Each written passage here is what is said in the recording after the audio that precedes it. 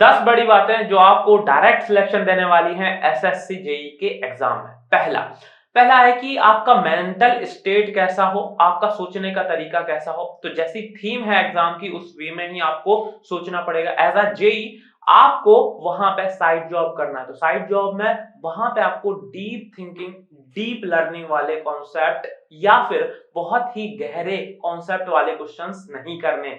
आपको जस्ट एक basic concept का आइडिया होना चाहिए और उनको एक बेसिक लेवल पे अप्लाई करते आना चाहिए। ठीक है।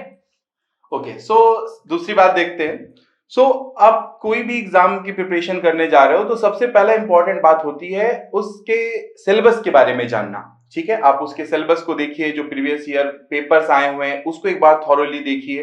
तो इससे आपको एक आइडिया लगेगा कि कौन सा पर्टिकुलर सब्जेक्ट है जो ज्यादा वेटेज रखता है। कुछ ऐसे सब्जेक्ट होंगे जिनका वेटेज थोड़ा सा कम होगा और कुछ होंगे जिनका बहुत ही कम होगा। तो उसके अकॉर्डिंगली अपनी पूरी प्रिपरेशन स्ट्रेटजी को आप लोग प्लान करिए।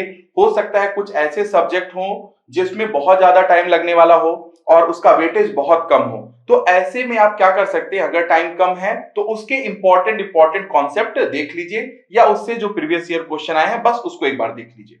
थर्ड है सिलेक्ट द राइट पाथ। यदि आपको किसी रास्ते को पूरा का पूरा जर्नी को कवर करना है, तो आपको उसको जल्दी कवर करना है, तो एक सिलेक्ट आपको करेक्ट रास्ता सिलेक्ट करना बहुत जरूरी है। जैसे आप एक पहाड़ चढ़ रहे, एक माउंटेन को आप चढ़ रहे हो, क्लाइंब कर रहे हो, तो हो सकता है आप वहां पे पैदल भी चढ़ सकते हो, आप एक बाइक से जा सकते हो, हेलीकॉप्टर से तो तुरंत पहुंच सकते हो। अब आपकी रिक्वायरमेंट क्या है? एसएससी जेई का एग्जाम लगभग 4-5 महीने, 5 महीने बाद समझ लीजिए है। तो अभी आपको बाइक से जाना है या फिर हेलीकॉप्टर से ही जाना पड़ेगा। आप पैदल जाएंगे तो फंस जाएंगे। ठीक है। तो अभी आप ऐसा कर सकते हैं कि कोई एक ऐसा कोर्स खरीद लीजिए जिससे आपको डायरेक्टली उस तक पहुंचने का करेक्ट रास्ता, एक फास्ट वे पता चल जाए, जो आपको एक बहुत ज्यादा हेल्प करने वाला है। इसमें आपकी हेल्प कर सकता है हम लोगों के द्वारा चलाया गया एसएससी जेई धमाका बैच। ठीक है। ओके, अब यहाँ पर जैसा सर ने बताया कि ठीक है आप एक कोर्स में इनरोल हो जाते हो, देन ड्यूरिंग प्रिपरेशन आपकी क्या स्ट्रेटजी होनी चाहिए, ये बहुत इंपॉर्टेंट है। आपने कोर्स सेलेक्ट कर लिया जो आपको एक जल्दी कम समय में वहां तक पहुंचा सकता है, सारी चीजें कवर कर सकते हो। देन ड्यूरिंग द प्रिपरेशन हमें कैसे अपने आप को सारी चीजों को करना चाहिए कि हमारा एक इफेक्टिव वे में पूरा सिलेबस तैयार हो।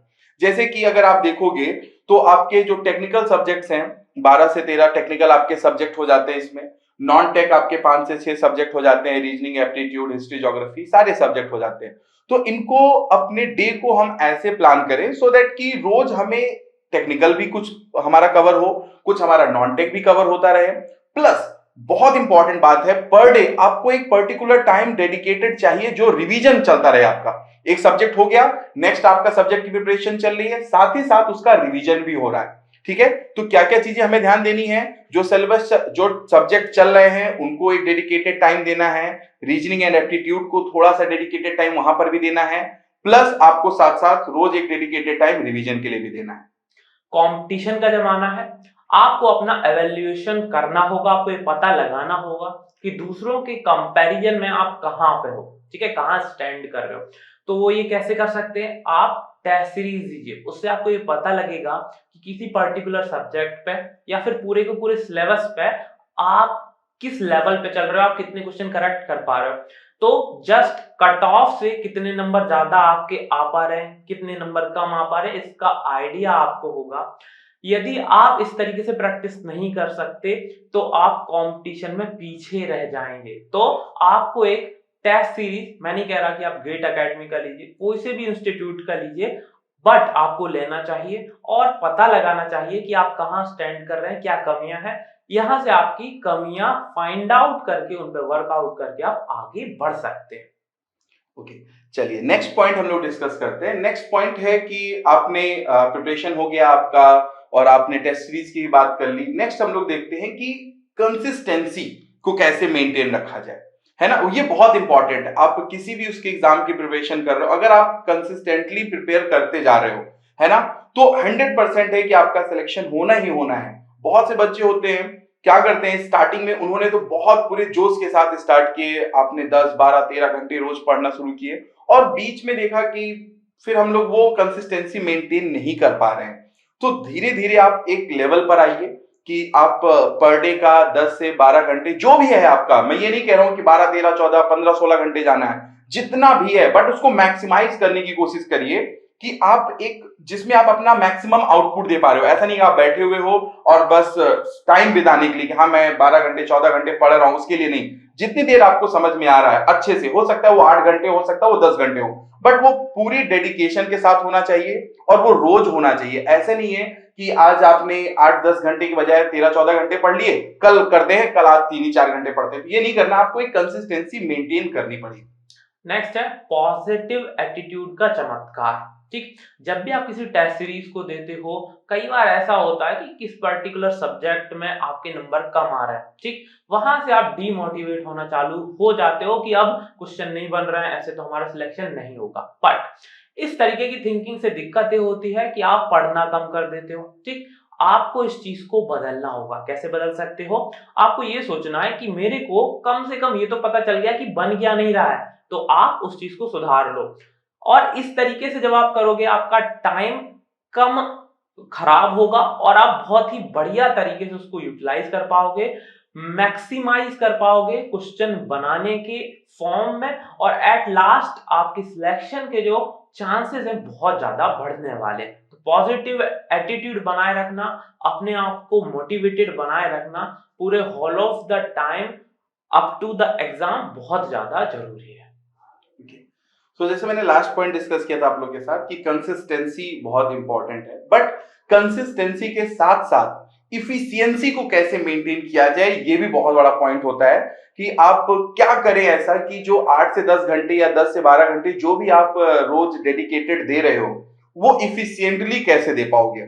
तो फॉर एग्जाम्पल, जैसा कि आप सभी लोग बहुत से आप स्टूडेंट्स होंगे जो बाइक वगैरह स्कूटी वगैरह चलाते होंगे, तो आप देखते होंगे कि कुछ समय के बाद आप जाके उसकी सर्विसिंग कराते हो, है ना। तो सर्विसिंग क्यों कराते हो? वापस से वो फिर से इफिशिएंटली काम कर पाए। सेम चीज आपको भी जरूरत है एक सर्विसिंग की। तो कैसे? जैसे मान लीजिए आप 8 से 10 घंटे या 10 से 12 घंटे एक dedicated time per day they रहे हैं, फिर एक पर्टिकुलर दिन के बाद, वो 10 दिन के बाद हो सकता है या 15 दिन के बाद हो सकता है, जब भी आपको जरूरत लगे एक दिन का ब्रेक लीजिए, ठीक है।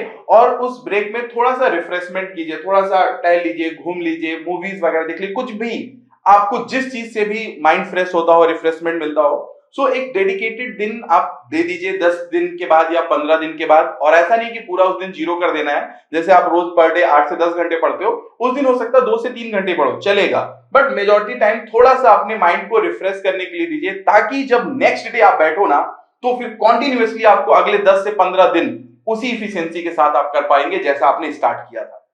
नेक्स्ट है जो लास्ट मोमेंट पे एग्जाम प्रेशर रहता है। मान लो अभी एग्जाम है कुछ 15 दिन बाद, अब लास्ट के 10-15 दिन इतना प्रेशर आने लगता है, ऐसा लगने लगता है कि मुझे कुछ याद नहीं है, मैं पूरा का पूरा सब्जेक्ट, पूरा का पूरा सिलेबस कैसे रिवाइज करूं।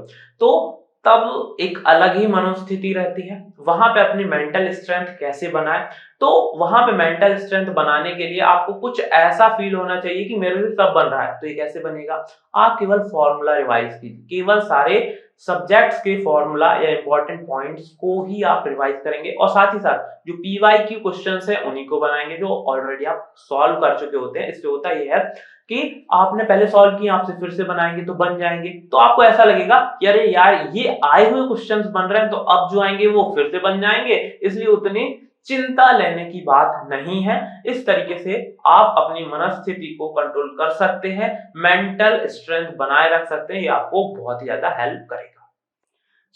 आते हैं लास्ट पॉइंट के ऊपर। छोटी बात, छोटी मगर मोटी बात, ठीक है। एक छोटा सा पॉइंट है, हम लोग ध्यान नहीं देते हैं, और वो है हमारी हेल्थ, ठीक है। इस टाइम में जब आप प्रिपरेशन कर रहे हो, 5 महीने का टाइम है, 6 महीने का टाइम है, अलग अलग एग्जाम की प्रिपरेशन में आपको अलग अलग टाइम मिलते हैं, ठीक है। बट आप एक डेडिकेटेड टाइम होता है ना, उस डेडिकेटेड टाइम में अगर आप कुछ दिन बीमार पड़ गए, तो वो एक टाइम समझ लीजिए वो कम हो गया, बीच से गायब हो गया। तो हमें अपनी हेल्थ का ध्यान रखना है, इस समय अगर अभी एग्जाम में 5 महीने 4 महीने का समय बचा हुआ है तो बहुत अच्छे से अपनी हेल्थ का ध्यान रखना है, हमें अपनी तबीयत खराब नहीं करनी। कैसे बच सकते, बाहर का खाना वाना थोड़ा सा अवॉइड करिए, ठीक है, घर का ही हेल्दी खाना खाइए। तो ये सारी चीजें आप ध्यान रखेंगे।